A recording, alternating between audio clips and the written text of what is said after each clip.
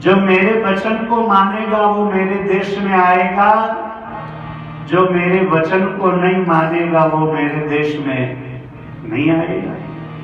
तो सुंदरदास जी महाराज दादू दयाल जी महाराज के शिष्य, उनका ये भजन है कि सदगुरु शब्दा जो चले सो ही जन छूटे, और जग मर्यादा में रेत है उनको जमड़ा लूटे। संसार का मार्ग अलग है और भक्तों का मार्ग अलग है। हम लोग कई बार दृष्टांत देते हैं भक्तों को संसार में कैसे रहना चाहिए।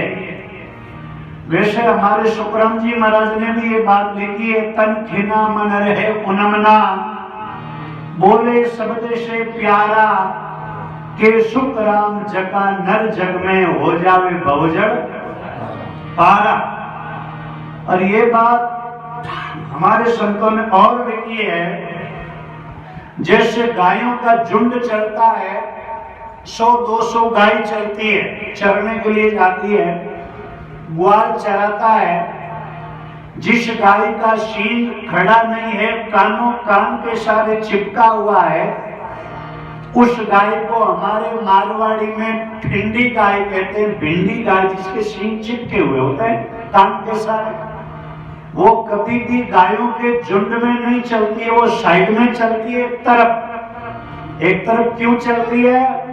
उनके पास मारने का साधन नहीं है, इसलिए वो साइड में चलती है। बाकी गायों का झुंड चलता, लंबे लंबे सींग होते हैं, चलती वो भी है, चलती वो भी है, लेकिन साइड में चलती है।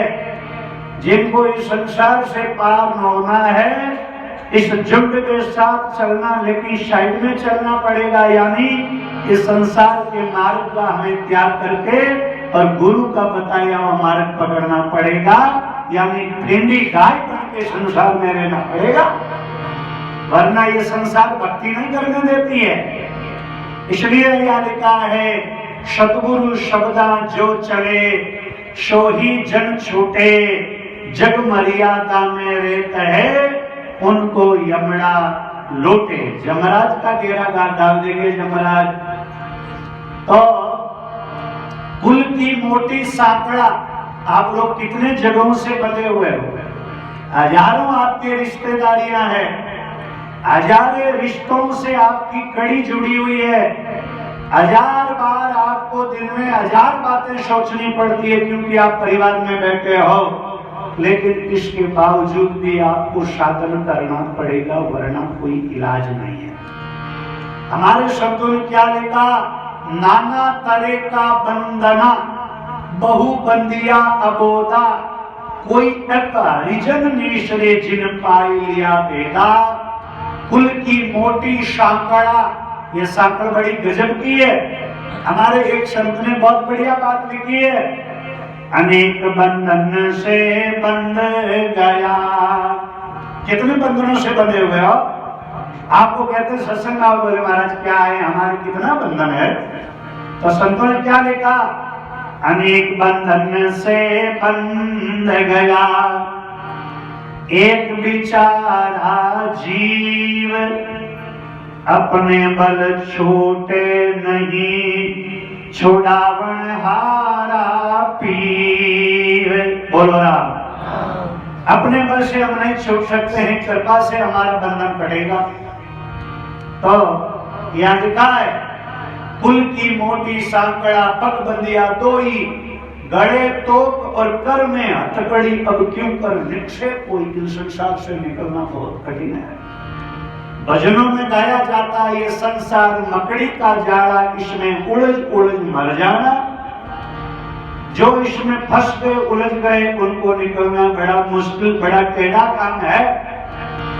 और अब निकल नहीं पाए तो आगे निकलने का कोई चांस नहीं है। ये मनुष्य जीवन एक ऐसा जीवन है जिनमें हम लोग विवेक के द्वारा इस संसार की बेड़ी को काट सकते हैं, और जो अभी नहीं काटेगा उनकी बेड़ी कभी भी कटने वाली नहीं है। ये एक मनुष्य जीवन ऐसा है, इसमें हम हमारे इस संसार के बंधन से मुक्त होकर के और परमात्मा और गुरु महाराज की कृपा से उस परमात्मा के देश की यात्रा कर सकते हैं।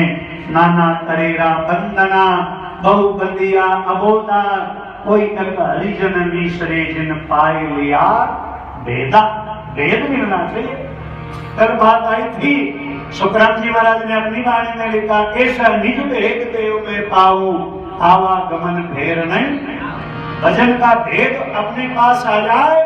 आप सब सत्संगी भाई बहन हो, आप सब गुरुमुखी भाई बहन हो, आप सब संतों के चरण अनुरागी हो, आप लोगों को परमात्मा का नाम अति प्यारा है।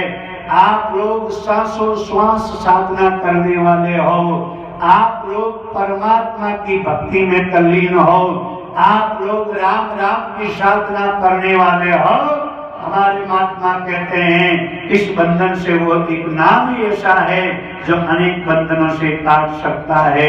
हमारे राणा भाई जी महाराज ने लिखा, एक विघ्न की कौन चलाई कोटि विघ्न नाम से जाई। ये नाम में ताकत है। दिन में भी ये बात आई थी कि राम नाम हृदय धरो होवे पाप को नाश, जैसे चिंगारी आग की पर पड़ी पुराने घास। अनेक जन्मों का बंधन है, 84 लाख योनि का बंधन है। उस बंधनों से कटते कटते मनुष्य जीवनी तक पहुंचे हैं, संत मिल गए। अब परमात्मा के नाम का को स्मरण करें। पंथ पुरातन वेद है। ये जन्मना मरना दुख सुख ये तो आज का थोड़ा ही है, ये तो अनेक जन्मों से चल रहा है।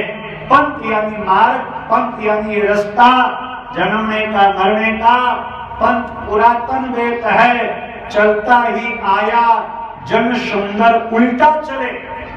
ये जो मार्ग जन्म मरण का है, इनसे उल्टा चलना पड़ेगा। जन सुंदर उल्टा चले वे सतगुरु पाया, सतगुरु शब्दा जो चले सो ही जन छूटे। जग मर्यादा में रहते वाने जमड़ा। बहुत सुंदर बात ध्यान देना। हमारे दादू जी महाराज अपने 2-4 शिष्यों को साथ लेकर के कहीं जा रहे थे और जाते जाते रास्ते में एक गंदा नाला आया जिनको हम हमारे कदम से पार नहीं कर सकते हैं, थोड़ा सा लंबा चौड़ा है। दादू साहब ने अपने शिष्यों को कहा, बेटा कोई ऐसी व्यवस्था करो, इस गंदे नाले में कोई पत्थर रख दो, बीच में पत्थर, उस पे अपन पांव देके आगे निकल जाएंगे और आने वालों के लिए भी रास्ता हो जाएगा। कोई शिष्य इधर दौड़ा, कोई शिष्य इधर दौड़ा, कोई शिष्य इधर दौड़ा पत्थर लेने के लिए। लेकिन एक सेवक ने विचार किया, पत्थर कहाँ मिलेगा नहीं मिलेगा कोई पता नहीं है। और उस शिष्य ने आव देकर कोई ताव देकर उस गंदे नाले के अंदर लेट गया और अपने गुरु महाराज के सामने विनती करी, महाराज आप पांव पे खड़े हो और मैं आपका सेवक हूँ और अंत में शरीर का होना क्या है, राख ही तो बननी है। मैं इस गंदे नाले में सोया, आप मेरी पीठ पे पांव देके आप अपने इस गंदे नाले को पार कर लीजिए।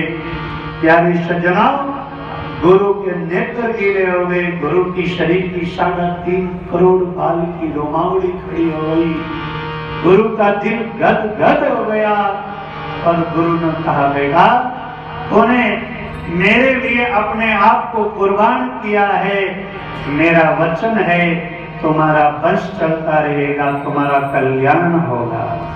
वचन पर चलता है, वाक्य पर चलता है, ऐसे संतों की मार्ग को पकड़ते हैं तो हमारा सज्जनों भला होता है, कल्याण होता है, हमारे जीवन का जो है सुधार होता है, हमारा मोक्ष होता है। और मोक्ष कोई कहीं मिलने वाला नहीं है। जो मार्ग हमें दिया उस मार्ग पर चलें, हैं रस्ते रस्ते चालता एक दिन गांव मिलेगा आई, चलते रहो चलते रहो चलते रहो और सावधानी के साथ चलते रहो। हमारे महाराज का भजन है, प्राणिया रे समझ कर सुमरो राम। समझ के भजन करना है, समझ के माला फेरनी है, समझ के सुमरण करना है। माड़ा तो कर में फिरे, जीभ फिरे मुख माई, और मनड़ा तो चारों दिश फिरे, ये कोई सुमरण नाई। और माड़ा से चाड़ा करे और मुकाम सुमरे राम, राम चरण ये दे किया सब ठगबाजी का काम। भजन थोड़ा करें लेकिन प्यावर करें। आप सब लोग राम राम करने वाले हो। आप लोगों के लिए आनंद राम जी, दरियाव साहब और पूर्णदास जी महाराज, आचार्य हरिनारायण जी महाराज और श्रीवाणी जी से यही प्रार्थना करते हैं, जो आप राम राम की साधना कर रहे हो, आप लोगों की साधना बढ़े, आप लोगों का जीवन सुख बना रहे, आप लोगों का प्रेम संत चरण में बना रहे, और आप लोगों का जीवन धन्य बने। यही तो प्रार्थना कर सकते हैं। तो अब आपको बाप जी आशीर्वचन सुनावे, आप लोग लाभ ले।